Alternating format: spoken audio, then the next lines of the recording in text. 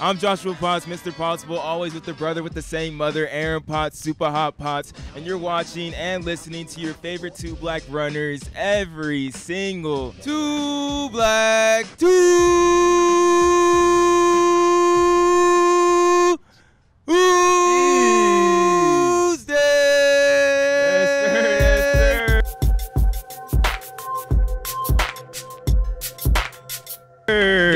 Yes, man. Hey, man, I love doing live shows. The audience out here giving us applause. But, Joshua, tell them who we join with, too. Bro, this is a really special podcast that we're doing out here, RunHub Northwest in Eugene, Oregon, during the USA Championships right now. They're literally happening right behind us. There's a screen and everything. But, like, this is a really exciting time to be here, and we have exciting guests. We're joined with a 2021 Olympian, a 5-time All-American at Georgetown. This woman ran a 31:09 10K, a 4:02 5K, and a 14:52 5K. Nasty. She's a beast. She's a beast. Rachel Schneider-Smith is joining us on the podcast, on the conversation. Then also we have Billy Cvecko as well with us. That's it. End it there. Y'all know the Toad. The Toad is joining with us. You guys seen him. Some of you guys are wearing his merch in the crowd right now. 16,000 followers on Instagram. I don't know how much you got on YouTube, but he knows all the people. Everybody are joining us on the podcast. Let's give it up for our distinguished guest next to us. So, like, starting off real quick, Billy, how does it feel to be back out here at USA's doing your thing? Like, when I think of content creators, I feel like you're really like a OG in the game, bro. Like, I look up to you, bro. I was asking you about your website and everything. Yeah. Thank you. Yeah, so I started way back. I never ran in high school, which is kind of crazy, football, basketball, and baseball. And then my senior year, I was getting a D in gym class, and I needed to get an A because I had straight A's besides gym. And what the gym teacher told me was that they have a pacer test or a beep test, and she said every one you get over 100, I'll give you a bonus point. The school record was only 108, wow. So I could only get 8 bonus points if I got over 100. I ran 168 because I didn't like her. So I got bonus points. I ended up getting an A, and then my track coach was like, hey, there's 1 month left in your senior year, come run track. And that's how I got into track. What? Ended up making the Penn State team through a lot of crazy. I had to walk on because I didn't run in high school, didn't have any times. Went on to run at Syracuse, and then when I graduated, Syracuse is a big communications school, so I went on to work at Fox Sports, and then Flow Sports, which is mile split and flow track. And then I was lucky that when I started, I was doing some content with the people that are literally the legends now. Like, I think that was the best high school 2 years ever. When I'm talking that, I'm talking who we have. We had Drew Hunter, Sidney McLaughlin, Cooper Tier, Cole Hawker, Mondo Duplantis, Tara Davis, Hunter Woodall. Those were the kids that I got to cover back when I was starting. That was like 2017. Yes, 2016, 2017. Those two and a half years. Yeah. That's when I started. Well, that's not when I started getting into the sport, but I was a junior, sophomore in high school at that time. So before we get you going, because we got more with Rachel, and we have other people going. But you were killing it. But I want to know from Rachel. I know your journey wasn't unorthodox. Wasn't as unorthodox as this man. This dude was a D, then 168 and everything like that. That's crazy. But I want to know from both of you. I want to know, Rachel, when did you start running, and then when did you become a fan of the sport? And like, can you detail on a moment where you're all like, dang, I really love running, I love track and field and the sport of it? And after she's done, I want you to give your moment like that, Billy. Yeah. So I started running in junior high school and had a lot of fun with it. My high school team was really casual. I was probably like one of 3 people that actually ran at practice. But did well enough in New Hampshire to get recruited by a handful of schools and went to Georgetown, which is definitely where I fell in love with it. To the point where after my time in college running was done, I didn't end on an awesome note. So I was not recruited to be a professional and actually worked at the Georgetown local running store just to help make ends meet until I ended up getting signed and was able to run professionally full time. But kind of like college years was when I really, really fell in love with it and decided to pursue it after college. That's crazy. So like that love is what really made you take that leap of faith and continue afterwards in college. And like we were saying earlier, 1 year with HOKA now and being an Olympian, what's it like thinking back to that moment? Yeah, it's crazy. If you had told me back then that I'd make the Olympics, I don't know if I would have believed you. It was more just I was in love with the sport of running, and I wanted to see how good I could be, and I knew I had a lot of potential left. But I really didn't start like dreaming of making teams until a year or so after, and that was yeah, it's been a fun journey. It's been a fun journey, and it's really exciting to celebrate my 1-year anniversary with HOKA. A year ago, I think this week, we signed the contract, and the next day made the Olympic team. And dang, that's crazy. It was a good year. For Billy too, like for you, did you start falling in love with the sport after, like, when you started covering those kids and everything? Did that really like inspire you and light another fire under you?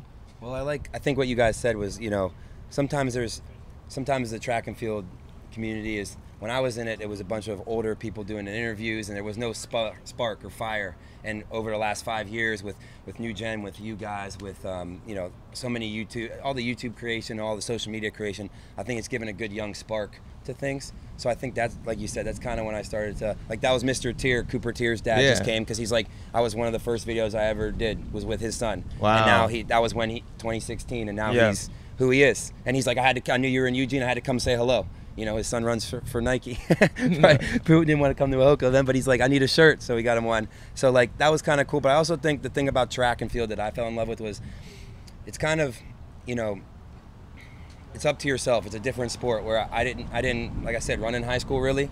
So the coach was like, hey, you need to run like a 152. I was running a 202. And I'm like, all right, I can do that. And, you know, there's no politics. Savage. The clock doesn't lie. So I worked my way down through hard work, through just kind of figuring out what worked for me, what didn't, different things to do. And there's no politics. It's kind of what's in here, what you can put into it, you get back from it normally. And with other sports, there's a lot of different things, like defense, offense. This is just you, your feet, and the clock. So I think that's what kind of told me it was a different thing, and I liked it. And you can apply that to so many different things. And before we have you go, Billy, I just want to know too, because you got HOKA, like your logo, the Toad, is on like a HOKA singlet. Rachel's wearing it too. Just your relationship with HOKA and being able to do so many amazing things with this such amazing brand that's really inclusive for everybody. Like, how did that really come to be, and just how does it feel to be still with HOKA? Yeah, so I you know, I'm not just gonna say this because that's what I'm wearing right now, but honestly, when I worked at Flow Track and Mile Split, when I told you that job, I graduated Penn State, Syracuse. I used to race some of these Texas guys. I just messaged a couple of them and was like, hey guys, you know anyone who just graduated that's looking for a roommate? I'd like to have like a runner, because that community is important. It's amazing. You know, it doesn't matter how good or bad you are. We all just went on runs with an Olympian. Yeah, you know, like, and we all had fun. So like, that's the cool thing. I'm like, I want to live with some runners, and they're like, yeah, you can live with these two grad students. So I started running with them when they weren't at practice, and then Leo Manzano came one day, who was kind of the face of HOKA. He was the first big guy they got. Guy made 10 U.S. championships in a row. Like, he's a beast. And he was like, hey man, can you come to my workouts? I'm like, you run 10 or 12 seconds faster than me in the mile. I'm like, I don't think I can hang. He's like, I just need someone to hold me accountable. You got good energy. And I'm like, I get hurt a lot. I can't do all these miles. He gave me a pair of the Clifton 2s. Like, these are a very weird looking shoe back then. And he's like, you should try these, I'll get you these. So he got me a bunch of HOKA shoes, and I hadn't been hurt. I know I just said I was hurt, but I hadn't been hurt in years since I wore the Cliftons. Yeah. So I've been in love since, what was that? Like I said, 2016 with the HOKA Cliftons all the way up to the 8, what I'm wearing right now on my foot.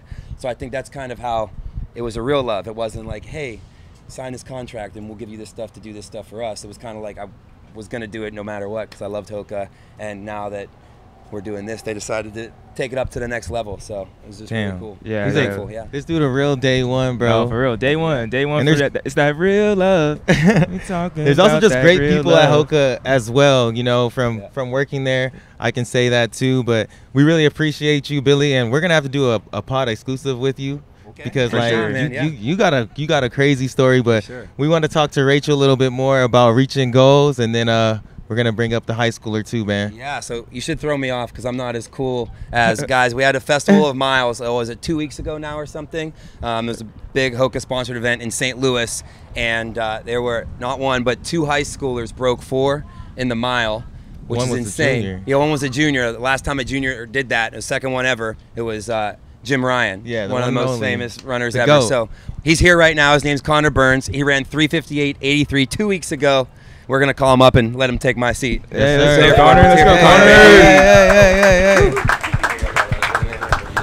Let's say a quick break in the podcast for our Next Stop Oregon segment. This is where we have dedicated time leading up to the World Championships to really talk about the things that are happening at World Championships Oregon. 2 weeks ago, we were at the USA Championships and we got to talk about some people securing their spot, specifically Aaliyah Armstrong and Abdihamid Nero, who you're going to hear just in a second, whose next stop are Eugene this summer. They compete at NCAAs as college athletes at LSU and NAU, and now Abdihamid Nero will be competing in the 5,000 and Aaliyah Armstrong will be competing in the 100-meter hurdle. Abdihamid Nero, bro, I'm just qualified for Worlds in the 5K, man. I'm thinking back to too at Sound Running when you ran that 13:03, and y'all ran pretty fast today. Were you ran a 13:10? Were you around there? 13:08. How much do you feel like that experience with all of those pros there kind of prepared you for USA's today? Yeah, it was huge, man. That experience over there gave me a bunch of confidence. Like, right after that race, I was like, man, like 13:06, I can compete. I can compete with everyone at the USA's championship. So it definitely gave me a big confidence, and I'm glad I did that race, and I'm glad it went well because, yeah, it's definitely helped me be able to run a pace like this today and finish like that. Aaliyah Armstrong just took third. I'm gonna claim you for the 909 though for Eastvale stand up. I'm gonna claim that real quick. Over this year, yeah, what have you really learned about yourself from recovering from that false start, going to NCAAs, and now you're making it to that World Championship level? I've learned that I can uplift people and I'm stronger than I think. You know, going into this meet, I knew I had to change my mindset because NCAAs I had high expectations, but at this meet I really didn't have any because I was just a college athlete coming into the pro life. So nobody expected anything, so I knew I had to step it up to show people who Aaliyah Armstrong is. So I did that. You guys can listen or watch those full interviews on our YouTube channel, The Run Report. A playlist will be linked down in the description on the podcast and YouTube. And we just gotta remind you, Next Stop Oregon World Championships 2022. The World Championships are gonna be in Eugene, Oregon from July 15th through the 24th. You want to go get your tickets. Tickets prices are up, so you want to still go out there, get your seat if you still haven't already. We're just informing you more. July 15th through the 24th. Get your tickets now at worldchampsoregon2022.com and be a part of history. The first time ever, the best 2,000 athletes will be on U.S. soil for the World Championships. You're going to want to be there. We'll be there. We want to see you there. Let's get it. 3:58, 8:3. Crazy. Connor joining us on the podcast. And let's just dive deep right into it, honestly, because I think it's really crazy what, Connor, you have done this year as a junior. Like, I think it's fair to say this is a breakout season. Like, no matter what you're running before this, like, this is a breakout season. The run 3:58, 8:3 is incredible. Like, normal people do not do that. And last year, for you, Rachel, I think it's fair to say last year was a breakout season for what Olympian. you did, the Olympics, what you ran at that Sound Running track meet in that 5K that really like put you like in the conversation, in the contention with that 14:52 was like a breakout season. And that's kind of like the theme that we want to have for our conversation with you guys, because I feel like a lot of people, there's people here that may be looking for that breakout season. Maybe that season is not directly in running per se, but it may be in school, it may be in a job, but waiting and being patient for that breakthrough to kind of come your way in a way. Is that kind of what I'm talking about, Aaron? Am I on the right track? That's definitely, man. This man is going deep with it. But let's start off with you, Rachel, too, and then we'll have the young buck too. But did something change mentally that year that took you to that next level, or what went to getting that breakthrough? And was there a time before that you thought about, giving up? Yeah, I love what Josh just said about like waiting and being patient, because honestly for a while I'd probably been in shape to break the 15-minute barrier in the 5K, and whether it was lack of opportunity or not capitalizing on it, I just hadn't in the previous years. And then we hit COVID and I like didn't race for almost a year. But all through that time, like consistent training, working on those little things, and like believing that like, hey, if it's not this year, the next year, like I'm ready for a breakthrough, and I put in the work, and really focusing on the mental side of things, like you just said, was huge for me last year, especially going into the Olympic trials, of really not focusing on outcome, but just focusing on process. And same thing in that 5K when we ran 14:52. We weren't focused on time. We were just focused on like competing and seeing how many people we could beat and bringing it home strong. And honestly, when I crossed the finish line, I had no idea what time we ran until the results came up on the board. But it's I like what you said, Josh, about waiting and being patient and putting in consistent work and really focusing on your mindset and mentality around training and racing. Do you feel like you had like a similar experience when it came to that 4-minute barrier? Yeah, for sure. I mean, in terms of like breakout season, it's like what Rachel said, like consistency. For me, kind of worked out because I didn't really have to be patient, junior and everything. But my progression has been really every year has kind of been a breakout year for me. 8th grade, I think I ran like 450, which I was on a huge PR. Then freshman year, I ran 436, and then last year I ran 410. So I'm just getting like so much better each year. I'm like, huge jump. I know, and then 358 now. So it's just like I'm just seeing these huge jumps every year. So maybe for someone, it's a little more rewarding, I guess, when you see those huge jumps. But yeah, just like consistent training, being patient with it. Just believing you can do it and putting in the work. And with all those like breakthrough times or breakthrough sessions, like even just hitting the 410 was your next step, like breaking 4 this year? That was next step? Yeah, well, in my mind it was. I'm not sure. I don't even think my dad believed me. I said, Dad, next year I want to break 4 minutes in the mile.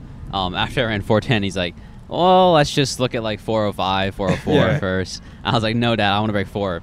And so got in indoors, and I ran like 402 indoors. So I was like, oh, okay, he might actually do it. So, it was cool to see that happen and see the training pay off, I guess.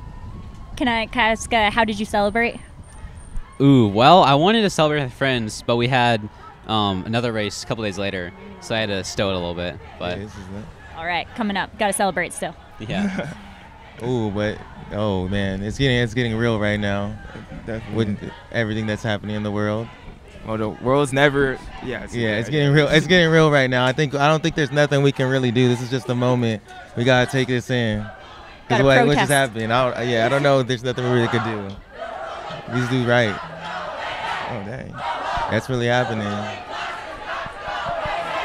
Well, that just shows how. Hey, we with you. We with you. We with you.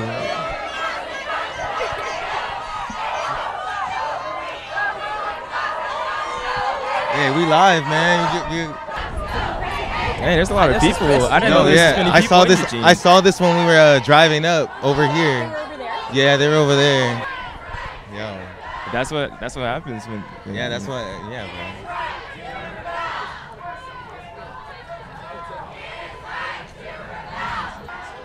I kind of have a question off of that, most definitely, and just seeing like the overturning of like Roe v. Wade and everything, and there's like I know we're runners and everything, and like we get away from the noise like a lot of the times, but sometimes some things are too loud and you feel trapped in a way, and wherever that may lean, that happens to so many people.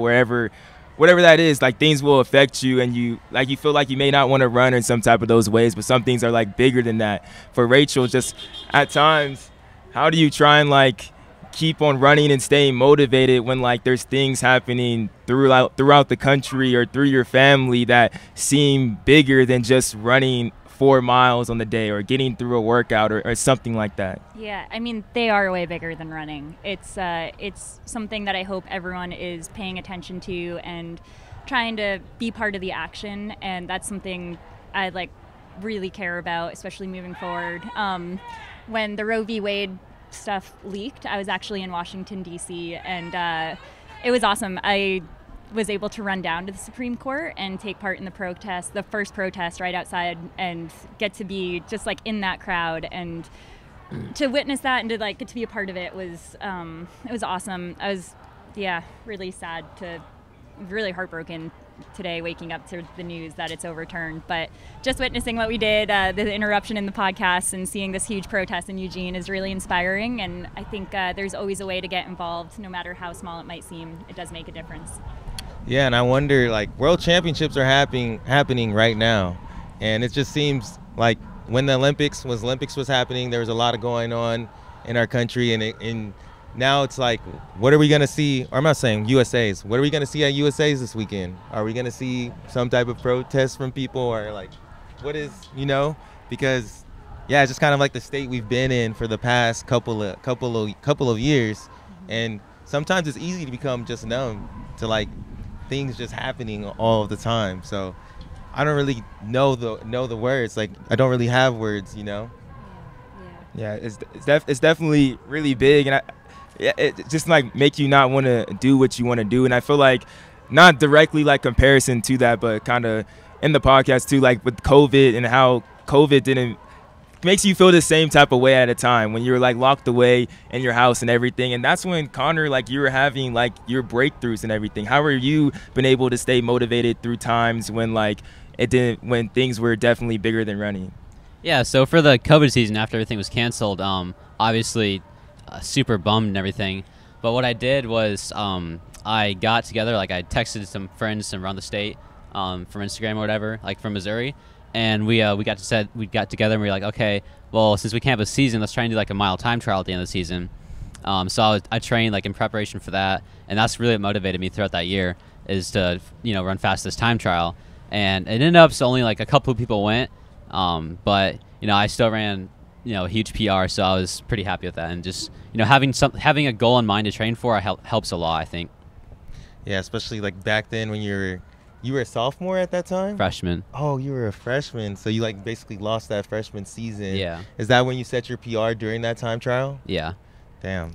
That's awesome. I really feel like it's the importance of that community, though, Rachel. That community can go such a long way. If it's that neighbor next door or just Instagram or DMs, that community that you can have in running can get you through such hard times, that things that find out you feel are way bigger than running. Yeah, absolutely. Josh, talking about community, it's the best part of the sport. It's the best things beyond the sport, is the relationships you make and the strength that you draw from other people, and realizing, when things way bigger outside the sport are going on, to like draw strength in the power of numbers and standing up with each other and for each other, and finding ways to draw from your community and to help your community, I think is so important. And the sport can be a great platform for that, but it goes far beyond the sport. So I think, like you're saying, community is a huge part of running, but using the community and using the platform of running to make a difference in things that are undeniably more important than the sport is huge. And Connor, for you, like you were saying, you've been out here since Brooks PR. So you've been around a lot of those top high schoolers, making friends. Do you feel like you're starting to establish that community with all those other runners? Yeah, no, it's super cool. I'm talking to all the top guys and getting to know them on a more personal level, and I'm on Snapchat, whatever, and talking to them and having just experiences together with them. It's awesome to have fun with them. So, did you feel like have you became like a nerd of the sport yet, Connor? Like, oh, yeah. In a way, like, did you feel like meeting some of them like kind of like nervous, anything like, man, I seen you like on Flow Track or Mile Split or NBC or something, like watching you all the time anyway? I don't know about like nervous or anything, but it's cool to like meet them and say hi or whatever, because kind of goes both ways a little bit, I guess. But yeah, what about meeting any of the pros from like USA's or something this past weekend?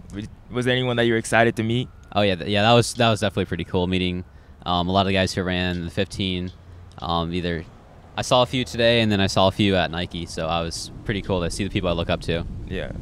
And Rachel, I think I was about to ask you right before that happened, but you ran at juniors. What advice would you have for Connor going into it? Were you running that? Was that your freshman year, though, or was that your senior year? That was my freshman year of college that summer.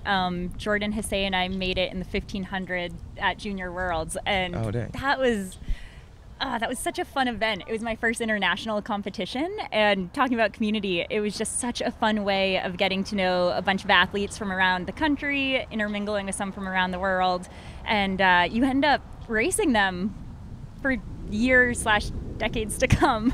So it was, doing that Junior Worlds back in, I think that was 2010, was such a positive experience. Really fond memories of that trip, and it did really ignite a spark of wanting to compete at the international level and with the best in the world. So wait, where'd you go? It was in Moncton, Canada. So yeah, not too far. Not too far. It's not Columbia. It's not Columbia no, that he's gonna. And, like, I grew up in Maine, so it was like 6 hours from my house. So my whole family drove there, so it wasn't like, you know, somewhere too exciting, but the experience was very exciting. Yeah, that feeling of being like, yo, this is important. Like, this is like a championship meet, and that's what I really liked about the NSAF meet too. I feel like it's setting up the youth to be professionals and showing that there is a way there. Do you feel like that? Yeah, the Nike or the NSAF meet was a super fun experience. You know, it was just go out there and race and not worry about like the time and stuff. It was all super fun.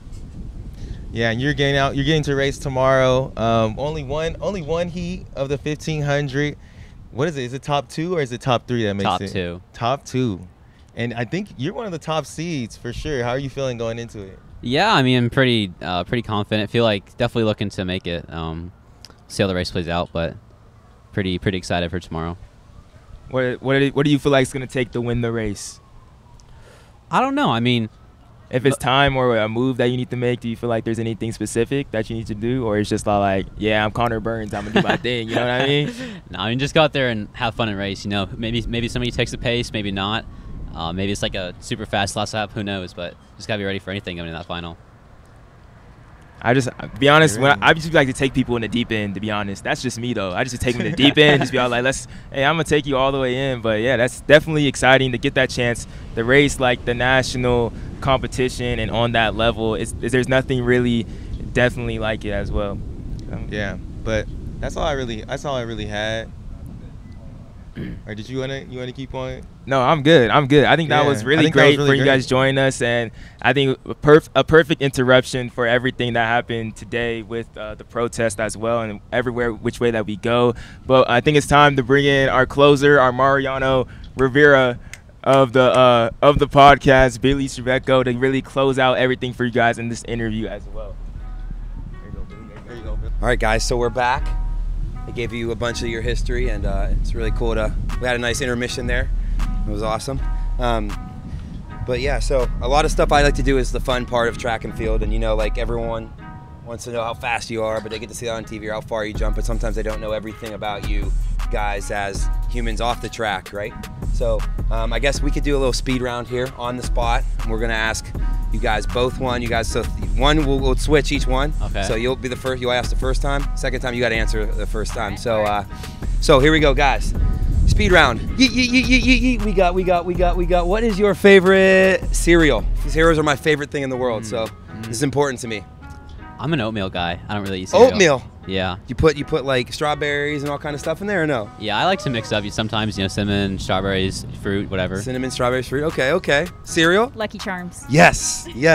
Are you the person that just eats out all of the mellows? I definitely was. Yep. You save the marshmallows for last. Yeah. And it's like so good. What I did one time was I picked out all the marshmallows, and that was the only bowl I had a bowl of marshmallows. I mean, they actually make just the marshmallows now. So like, you don't even have to do the hard work or eat the healthy part. Awesome. So, pre-race meal, you know, that's important. Night before you go to bed, what is your go-to pre-race meal? Salmon, rice, and a vegetable. Boom. Top of that sounds good. You saw me eating earlier. I had Noodles and Company. Noodles and Company? Penne Rosa from there. What's your order there? Penne Rosa, no spinach, Parmesan chicken, Parmesan cheese. Beast. Ain't broke, don't fix it right there. That's perfect. That's perfect. All right, so you got to get in the zone. What's your go-to song or go-to playlist you're going to pop on there? Ooh, I'm not a huge music guy. I actually started listening to music for the first time before the 800 at NSAF. Okay, what gets you in the zone then? Just kind of being with yourself? Yeah, mostly just kind of focusing mentally, just kind of go through everything. Everyone does something different. It's interesting. That's awesome. I have a playlist I made back from college that is like pretty old school at this point, but it's good at getting me like in the zone if I need to get hyped. Yeah. But at the Olympic trials, when it was like too much hyped, I watched videos of my 2-year-old nephew that like just made me laugh and totally like, centered me. Brought you down somewhere else. Yeah, that's somewhere in between that. That's awesome. So going off the music, what is your go-to karaoke song? You have to sing right now. No, we're not gonna make you do that. But if you had to sing right now, what would it be? I would clear out this whole crowd if I sang right now. This would be bad. I cannot sing for. No. I love singing. Actually, everyone asks like, "What's your dream job?" And I'm like, running is my second dream job. My first dream job would be a singer, but that just was not in my cards. So yeah, unfortunately, took second best dream job is running. So what was that song though? What would you pick? Everyone's got one. Come on. Even if you don't ever want to sing it, you got one in your mind. It comes on when you're in the shower. You're like, yes. Oh, there's so many. I don't know. Come back to me, Connor. I couldn't even pick one. I'm Rockstar, Nickelback. Oh yeah. All right, start singing it. We want to hear it. I'm through with standing. I can't sing. I know the words. I memorize it. I don't want to walk around and pump up all the people. No, I'm not singing. All right. Let's see. When you were growing up, you're still growing up, but who was that one runner you looked up to? Someone that maybe really changed the game for you when you were young? God, that's there's a handful that stand out, and like honestly, they're still such amazing runners. But I grew up really looking up to Jenny Simpson, Shalane Flanagan, Kara Goucher, Sarah Hall, and they're legends in the sport, and still amazing advocates in the sport. When was that first time you actually got to like things change, when they became your hero, and they still are, to like, wait a minute, this is kind of my competition now? What was that moment for you? Oh man, I actually remember my coach specifically talking to me about that, because I had looked up to Jenny Simpson. We were both 1,500 runners, and she's had done so many things. And I was like getting on start lines with her at this point, and I was like totally fangirling. And my coach is like, no, like you got to view her as like a peer. And I like remember being like, wait, what? Like, are you kidding me? And so that took a little bit of time, but yeah, eventually. So you're still who is some of the guys you looked up to, guys or girls, and did you already toe the line with one of them, or when's the first time you bumped shoulders or warmed up in the same warm-up facility as them before a race? So trying to think. I don't think I've ever warmed up with them really.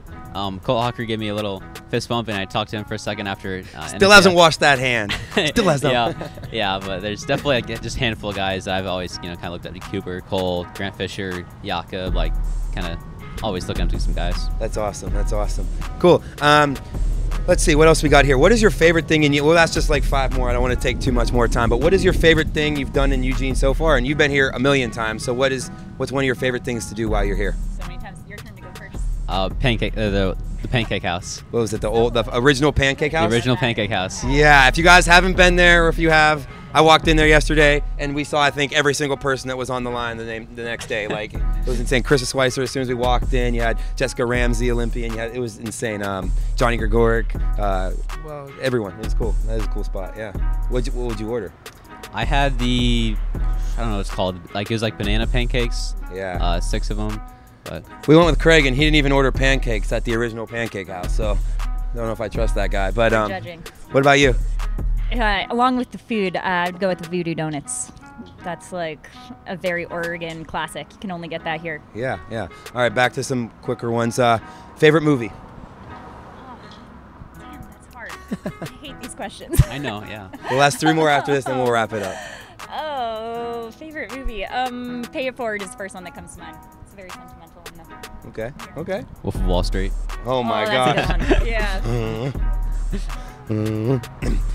Let's see. If you could meet one person, living or dead, who would it be?